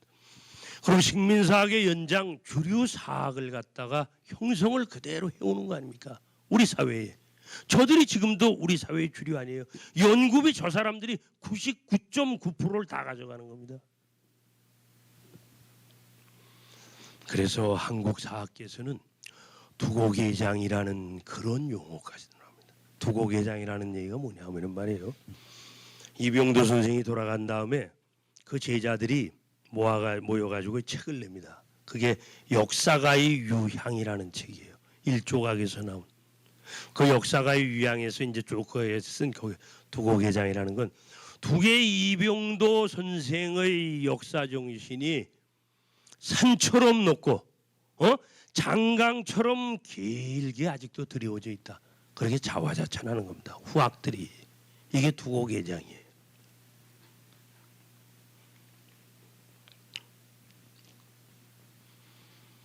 그래서 이제 우리가 그 세 가지 어떤 구조를 한번 봤습니다. 사상이나 또 뭐 이런 어떤 조직 구조까지를 봤는데, 그럼 총체적 구조의 관계를 한번 우리가 정리해 보면은 사상적, 즉 역사 인식의 틀이 뭐냐? 그러면 역사 인식의 틀이 아까 말씀드렸죠. 민족주의 사관이 관념 사관인 것처럼 식민주의 사관도 관념 사관입니다. 그 배경 정신이 있다라는 거죠. 민족주의 사관 전통 시대엔 뭡니까? 국수보성을 외쳐야 됐죠. 국수보성. 조선조만 보더라도 국수보성. 이게 어디 나옵니까?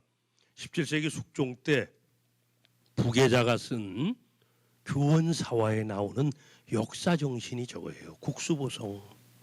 우리 거를 올바로 지킨다라는 거 아닙니까? 그런데 이게 어떻게 됐습니까? 당시 조선조 때는 반국시 아니에요. 저걸 외치면 죽는 거 아닙니까? 저걸 외치지 않고 같은 유교라는 동지 속에서 주자학, 성리학에 어긋났다고 해서 죽는데 유교 전체가 아닌 우리 거를 외치면 어떻게 되겠습니까? 삼족을 멸할 수도 있는 거 아닙니까? 이 조선조 때는 반국시죠.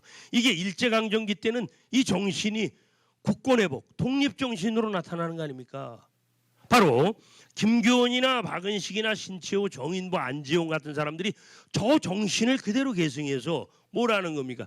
주인의식을 갖고 한 거 아니에요. 제가 거기다가 뭐라고 적어요? 수처작주 하면 여기 어르신들 중에서 수처작주 하게 되면 뒤에 네 글자가 또 생각나죠. 그게 뭐냐면 입처계진이에요. 수처작주 입처계진. 이게 당나라 때 임재종을 개창한 임재선사의 얘기입니다. 자기 제자들한테 얘기를 하는 거예요. 수처작주 입처계진. 설립자, 처할 처자, 모두개자, 참진자. 그럼 뭐냐 하게 되면 수처작주, 어떠한 상황에 처하더라도 주인의식만 가지면 이게 수처작주 아니겠습니까? 입처작주라는 게 뭐겠습니까? 그러면 그곳을 참되게 만들 수 있다라는 겁니다. 우리가 어떤 상황이든 주인의식만 갖고 지킨다면은 그 자리가 바로 참된 자리가 된다라는 거 아니에요. 이 사람들은 그걸로 한 거 아닙니까? 그런데 그걸 거꾸로 만약의 경우 수처장로, 노예 노자를 만약에 만들어 보십시오. 어떻게 되겠습니까? 처하는 곳마다 노예가 되어버리면 어떻게 되겠습니까? 입처계 뭐가 되겠습니까? 판이 되겠죠. 우리 그동안의 삶이 다 그런 거 아닙니까? 자, 이 시대가 되면 여기에 아부하고 저 시대가 되면 저기에 아부하고 이 시대 일로 바로 이 사람들이 그렇게 산 겁니다. 이 사람들이 상황에 맞게 개인의 영달을 위해서. 그래서 저 민족주의 사관, 자주적 가치관의 수립, 사관의 저게 선순환이 돼야 되는데 저 사관이 바로 선순환이 돼야 되는 겁니다. 그래야 우리의 미래가 있어요. 우리가 선진국이 되고 우리가 뭐가 됩니다. 부정부패가 없어지고. 여러분, 부정부패가 괜히 생기는 게 아니지 않습니까? 부정부패는 가치관의 문제에서 생기는 거예요. 아까 말씀 올렸죠. 주인의식을 가진 집단에서는 자율신경이 살아있습니다. 노예 집단에서는 철저하게 이해관계예요. 큰 떡만 쳐다보고. 식민주의 사관을 보게 되면 이거 전통사회에서는 이 식민주의 사관 중화사대, 저게 조선조인 국시 아닙니까? 저게 그대로 일제강점기가 되면서 뭐가 되겠어? 황국 신민이 되는 거 아니에요. 일제에 일본 천황의 충실한 하수인으로서 식민주의 사관이 그거 아닙니까? 한국 신민을 갖다가 올바로 세우기 위한 역사 논리가 식민사관이라는 말이에요. 친일이 되는 거죠. 이게 노예근성이 되는 겁니다. 여기 보면은 가계야치다. 가계야치라는 거예요. 우리가 흔한 우리 옛 속담에 남의 떡이 크게 보인다라는 저게 그거 아니에요? 가계야치는 자기 집에다가 놔두고 밖에 자꾸 자기 꽝, 그러니까 자기 거는 작아 보이고 남의 것만 좋아 보이고 커배는 거 쫓아다니는 게 아닙니까? 왜 노예적 삶이죠? 이 사람들이 이 비자주적 가치관이 아직도 청산되지 않고 이게 우리 역사 사관의 악순환으로 계속 돌아가는 거예요.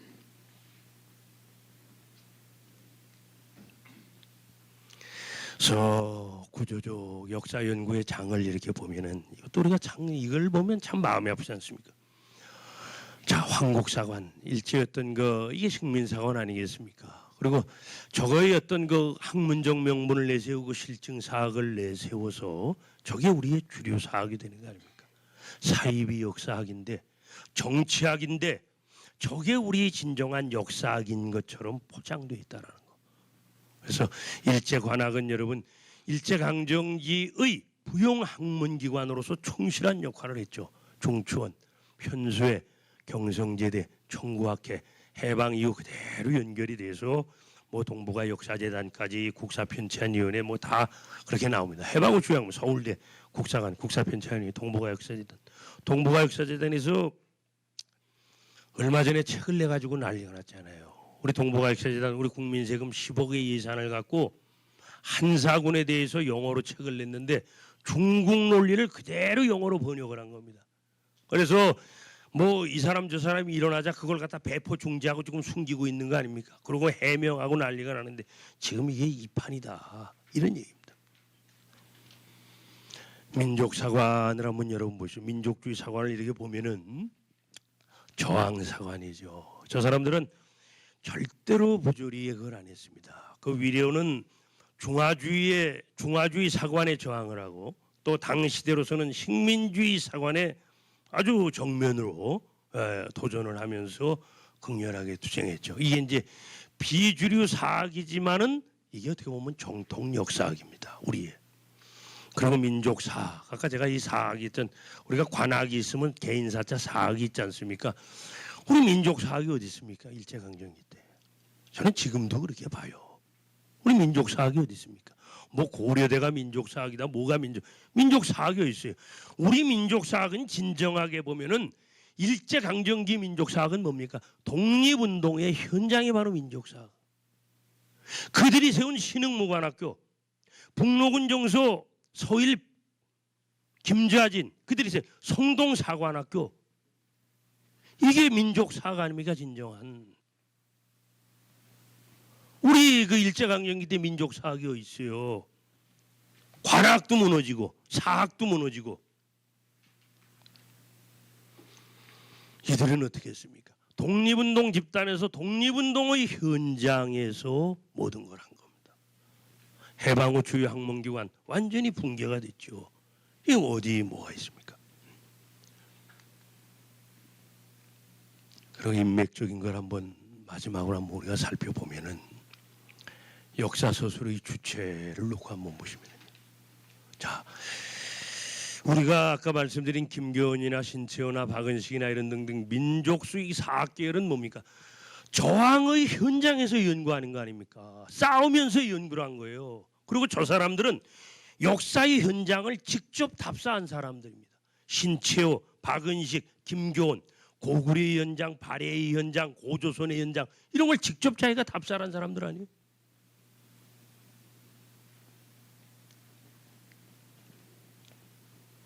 이 사람들은 독립운동을 한 사람들입니다. 현실을 외면하지 않았죠.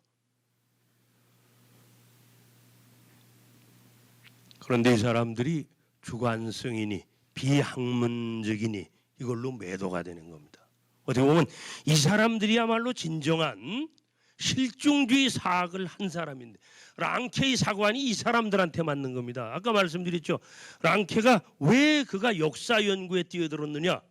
라틴 제민족과 게르만 제민족의 역사에서 그 사람은 분명히 가잖아요. 그러면 1차 사료를 갖다 토대로 해서 독일 민족주의의 역사를 갖다가 구체화시키기 위해서 그렇게 한 거란 말이에요. 그리고 외적으로는 그 나폴레옹의 침략에 자극을 갖다가 주기 위해서 그걸 갖다 했단 말입니다. 바로 이 사람들이야말로 진정한 실중주의 랑케 역사를 한 겁니다. 이 사람들은 어떻게 됐습니까? 그 역사 독립운동의 현장에서 저항하다 투쟁하다 죽는 거 아닙니까? 김교원이나 여러분 그 누굽니까?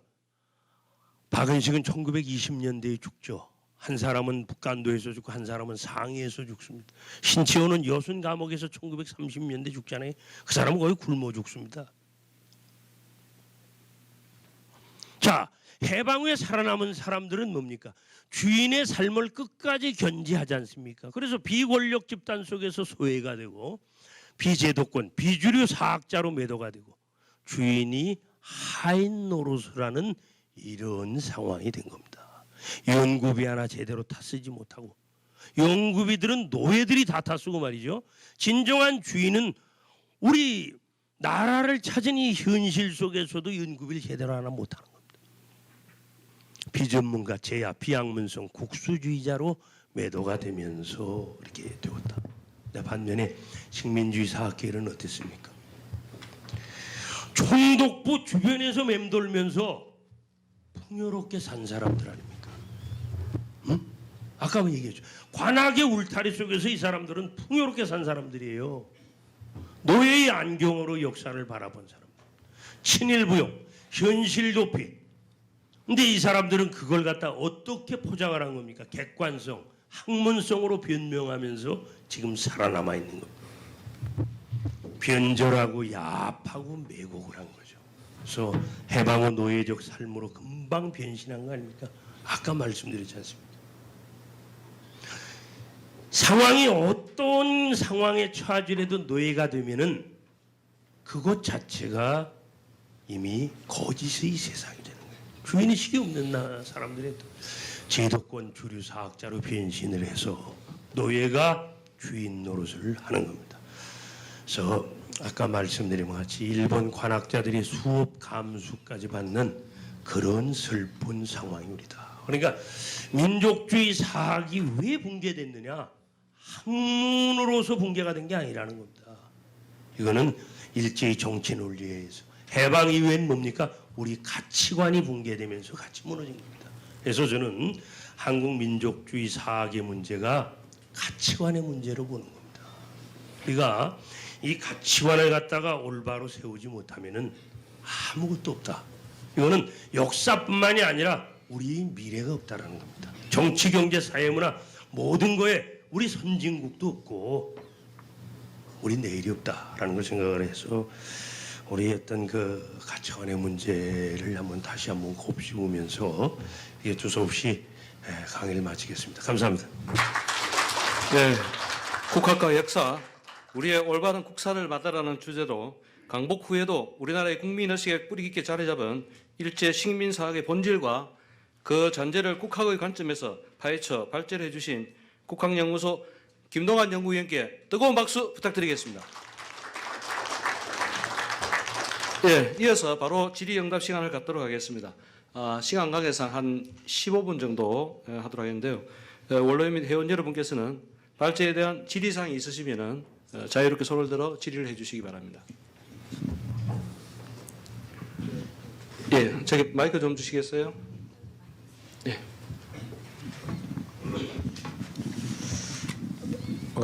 오늘 강의를 아주 뼛속 깊이 잘 경청을 했습니다. 그런데 저희들이 중고등학교 다닐 때 국사 책을 이병도 저 국사학을 공부를 쭉 해왔거든요. 오늘 김동환 교수님 강의를 들으면서 참 처절하게 좀 생각이 드는 것이, 그렇다면 지금까지 역사 공부를 이병도 교수님의 역사를 책을 공부를 쭉 해왔는데 지금까지 그 가치관이 제대로 정립되지 못하고 완전히 이 제자들까지 식민지화 시키지 않느냐 하는 점에서 대단히 참 부끄럽기도 하고 참 창피하기도 하고 그러면 이거 어떻게 가치안을 바로 확립을 시켜야 되겠는지 그 중심에 우리 김동완 교수님이 서 계시는지 또 앞으로 어떻게 할 것인지 그 방향을 좀 질의를 하고 싶습니다. 네. 상당히 본질적인 문제를 이렇게 말씀해 주셨는데 사실 지금 우리 역사학계가 어떤 구조냐면 도제관계입니다. 도제관계. 예, 특히 한국사 같은 경우는 뭐 얼핏 봐서 아시겠습니다만은 이 석사, 박사 이게 유학을 가는 경우가 거의 없어요. 유학을 가는 경우가 없이 한국사 같은 거는 한국 내에서 자기가 학부를 마치고 또 이제 이 석사 교수를 찾고 또 박사 교수를 찾아서 학교를 선택해서 이제 그걸 합니다만은 근데 이제 문제는 뭐냐면은 좀 더 이 원로 교수님이나 이 중간 교수님들 중에서 이 주제 설계를 좀 용기 있게 해 주셔야 되는데 그걸 못 하는 겁니다. 왜냐하면 이 철저하게 하게 되면은 이 역사 연구의 우산이라고 할까요? 그런데 그걸 벗어나게 되면은 매장이 되는 거예요. 매장이. 그러니까 심지어는 석사 제가 잘 아는 어떤 저희 한 2년 선배 되시는 분은 강만은 석사 과정을 들어가서 고조선을 가지고 뭔가 어떤 사학 논문을 쓰려고 했는데 주제 설계가 안 됐습니다. 그래서 궁극적으로 주제를 어떻게 바꿨냐 하면은 사상사로 바꿨어요. 그러니까 단군 신화에 나타나는 사상소에 대한 분석 이렇게 바꿔버렸단 말이에요. 그 양반은 박사 과정을 들어가 가지고는 고구려 해양교섭사를 했습니다. 그러니까 우리가 아무리 좋은 뜻을 품고 어떤 내가 대학을 들어가서 대학원을 가서 석박사가 돼서 뭔가를 한번 해보겠다. 근데 박사를 따기까지 그걸 꺾지 않으면 안 되는 구조가 지금 우리 학계 구조입니다. 완전히 화석화가 된 겁니다. 그리고 어떤 외부로부터 수혈도 힘들어요. 왜냐하면 이 국사, 한국사라는 거는 유학을 갔다 와서 어떻게 할 수 있는 그게 아니지 않습니까? 철저하게 그게 내부적으로 화석화가 되어 있는데 지금 그런 것이 조금씩 무너져가는 분위기라고 저는 생각합니다. 우선 인간들의 사고는 그렇다라고 하더라도 지금 일반 어떤 비역사학자들 혹은 또 주변 학문 요새는 이제 학문 어떤 이 융합학문적인 요소가 많지 않습니까? 주변 학문에서도 요구를 굉장히 많이 해요. 대표적으로 서울대 지금 정년하셨지만 국문학과 조모 교수라는 분은 국문학을 했는데 그분은 뭐냐면 자기가 국문학자라면서 이렇게 들여다보니까 우리 철학계나 역사학계가 너무 닫혀 있으니까 자기가 역사 논문을 쓰고 철학 논문을 썼습니다. 근데 이제 그 학계에서는 물론 우리 역사학계에서는 비전공자라고 해가지고 의도적으로 그거에 대해서 눈을 안 돌립니다만은 근데 그걸 지금 안 할 수가 없는 겁니다. 그렇게 돼 가고 지금 민중들의 역사의식도 굉장히 늘어나고 그리고 하게 되면 아까 말씀드린 바와 같이 1차 사료가 지금 공개가 지금 다 돼 있어요. 지금 인터넷 들어가서 자료방을 들어가더라도 사기 원전부터 해서 다 비교해서 볼 수가 있는 겁니다. 지금 중요한 거 하나는 이제 기폭제가 될 수 있는 것이 아까 조선사 편수회에서 낸 조선사 35권, 37권이 만약에 비판적 해제를 달아서 번역이 된다면은 지금 더 붕괴가 되겠죠. 여태까지 지금 식민주의 사학으로서 한국 사학의 주도권을 행사해온 정신적 뿌리가 사실 조선사 37권 그겁니다. 근데 그게 만약에 번역이 돼가지고 거기에 그러니까 1차 사료하고 비교를 해가지고 일본의 어떤 조선사 편수의 관학자들이 어떻게 왜곡을 시켜놓고 원래는 이 자료가 있었는데 이 자료는 빼고 왜 이 자료만 집어넣나 이런 게 지금 다 나오거든요. 아마 그렇게 되면은 이 좀 더 세월이 바뀌면서 이 변화가 될 걸로 생각을 하고 또 뭐냐면 그동안엔 너무 학교 중심으로만 모든 걸 장악하려고 그런 겁니다. 그러면 자기네가 학교 중심으로 장악하지 않게 되면은 자기네에 반하는 논리가 나올 수 있다. 근데 지금 이 법인, 연구 법인들이 일본처럼 조금씩 활성화가 돼요. 연구 법인들이 활성화가 된다는 건 뭐냐 하게 되면 기존의 어떤 주류 사계 이론의 어떤 제3의 논리들이 하나하나 이렇게 체계적으로 나올 수 있는 구조가 만들어져 가고 있다. 이렇게 생각할 수가 있는 겁니다. 그리고 더 하나 그거 한 거는 아까 말씀드린 이거는 학문적인 문제가 아니에요. 학문적인 문제는 끝났습니다. 1차 사료 문제는 끝났어요. 근데 가치관의 문제.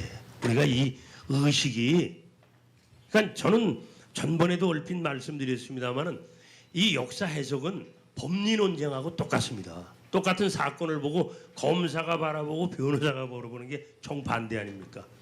이 역사 해석도 똑같아요. 역사 해석도 뭐 귀에 걸면 귀걸이, 코에 걸면 코걸이 될 수 있는 게 많습니다. 근데 얼마만큼 어떤 시각으로 어떻게 해석하느냐 이게 중요한 거죠.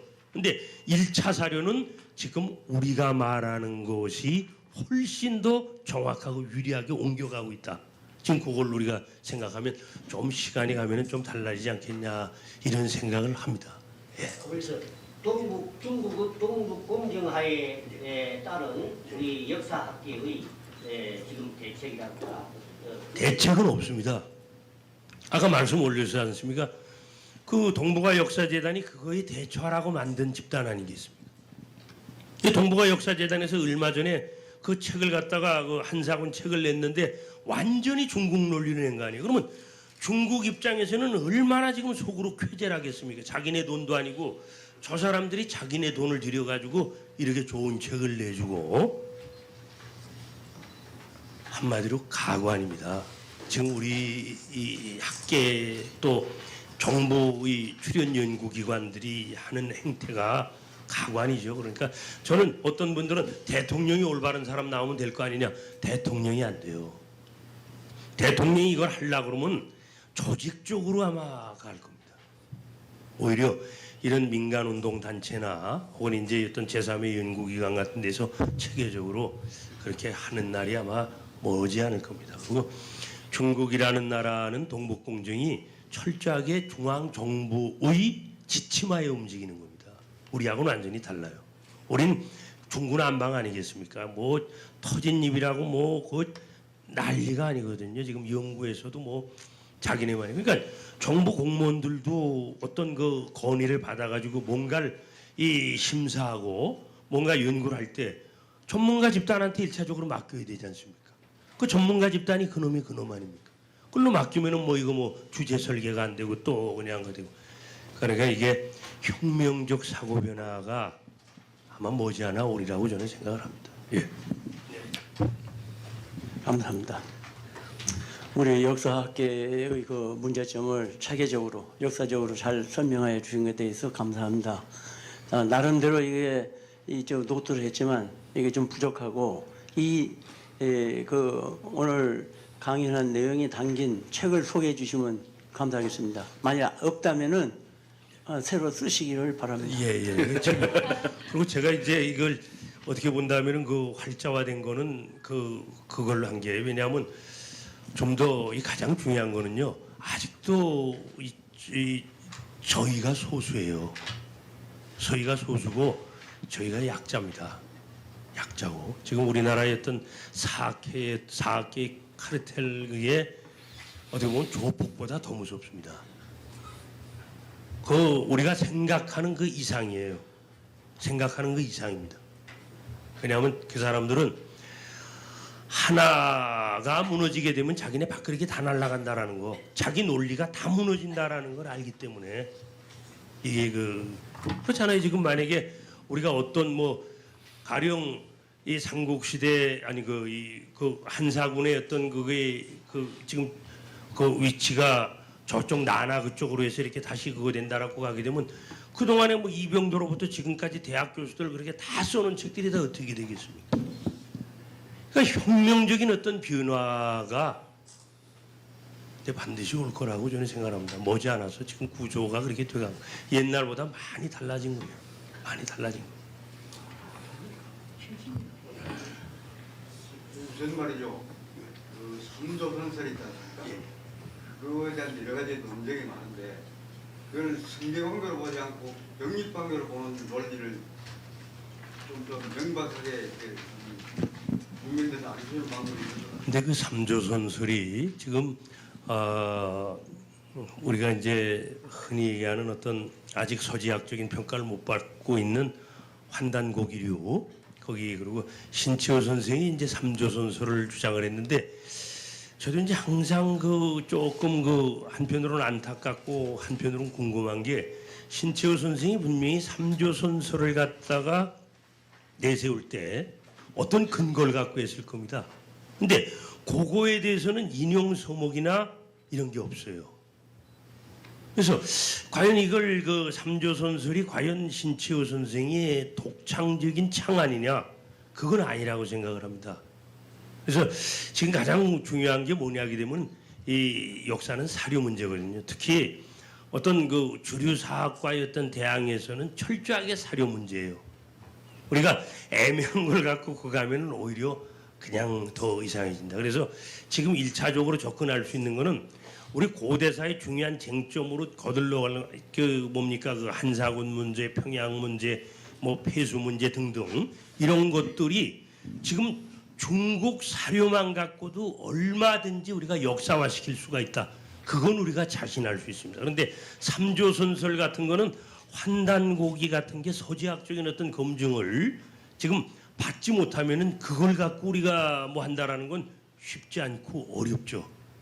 조금 예. 당고기라 예. 가지고 어려울 거예요. 근데 한열들은 말이죠. 이내영 교수가 그 사람 중국 역사학자거든요. 지금 말씀한 대로 바로 중국의 사료, 1차 사료죠. 그걸 가지고 증명을 한 것이 삼조선이 병졸했다는 거죠. 그러니까 당군조선이 망하고 기자조선이 오고 위만조선이 온 게 아니고 당군조선이 2000년 끝까지 오고 그 사이에 지금 말씀드린 그 소위 변방지구의 갈석산 근방에 그 이제 기자조선이 처음에 봉해지고 망하고 위만이 들어오고 그 밑에 한사군이 있었다 하는 논리거든요. 그것을 그 사람이 개인적으로 쓴 것이 아니고 중국의 사료에 의해서 증명을 해 놓은 것이 있는 거예요. 예, 이제 그게 뭐냐면 그 윤내현 교수님이죠. 윤내현 교수님 그게 뭐냐면은 그 중국 사서에 삼조선이라는 게 나오는 게 아니라 아니요, 삼조선 예. 인정하지 않아요. 예. 그러니까 삼조선이라는 게 나오는 게 아니라 그 사람들이 이 그 윤내현 선생은 뭐냐면 고조선 시기에 이미 열국이 형성됐다고 보는 겁니다. 열국 그래서 열국 시대사도 이제 그 내놓고 그럽니다만은 그게 지금 우리 학계에서는 열국 시대까지 가기는 너무나 먼 거예요. 그러니까 1차적으로 아까 윤내현 교수 같은 분들이 가장 먼저 제시했던 한사군 어떤 그 대륙 존재부터 해서 그런 것도 지금 하나도 해결이 안 됐거든요. 불행하게도 뭐냐면 윤내현 교수 글은 서울대 교수나 이런 분들이 인용을 안 합니다. 조직적으로 자기네가 그러니까 학자로서 인정을 안 하겠다 이런 얘기예요. 지금 그런 상황이고 그러니까 좀 더 그러니까 우리가 하나하나 재구해서 올라갈 수 있는 것부터 해서 올라간다면은 우리가 가령 예를 든다면은 조선이라는 나라와 숙신이라는 뭐 조선이라는 명칭, 숙신이라는 명칭, 뭐 동호라는 명칭 등등 여러. 근데 사실 역사를 이게 사설을 비교해 보면은 조선이나 숙신이나 동호나 다 같은 집단을 칭하는 거란 말이에요.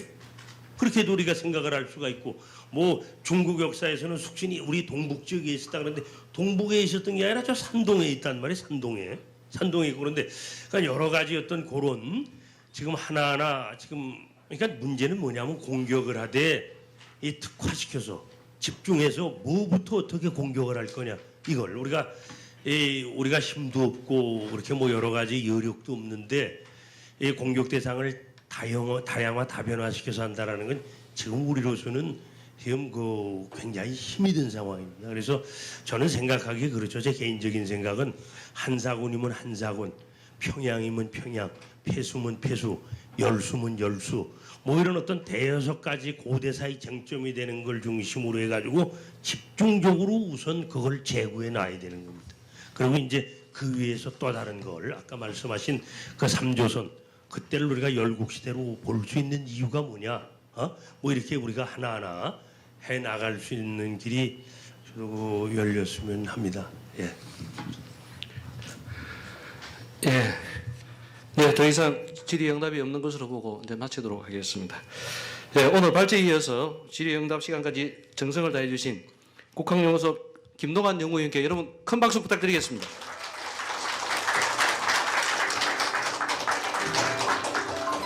네, 이제 마지막으로 개골로 진행되는 한민족 미래 포럼의 다음 차수 일정을 안내드리고 포럼을 마무리하고자 합니다. 제9차 한민족 미래 포럼은 새해 맞이하겠군요. 2015년 다산하게 묻다라는 주제로 다산연구소 박성무 이사장을 모시고 을미년 새해 1월 8일 목요일 오후 7시 역시 이곳 세종문화관 예인홀에서 개최될 예정입니다. 원로위원 및 회원 여러분들의 많은 참석을 부탁드리고요. 네, 한민족 원로회는 우리의 건국이념이자 평화사상인 홍익정신을 통해서 한민족이 하나 될 수 있는 구심점을 바로 세우고 국민이 행복한 나라, 세계에서 가장 존경받는 인성영재의 나라가 되는 데 앞장설 것을 다짐합니다. 네, 참석해 주신 원로위원 및 회원 여러분께 다시 한번 깊은 감사를 드리며 새해 1월 8일 목요일 제9차 한민족 미래포럼에서 건강한 모습으로 다시 뵙겠습니다. 미리 새해 인사를 드려야 되겠네요. 예, 새해 복 많이 지으십시오. 감사합니다.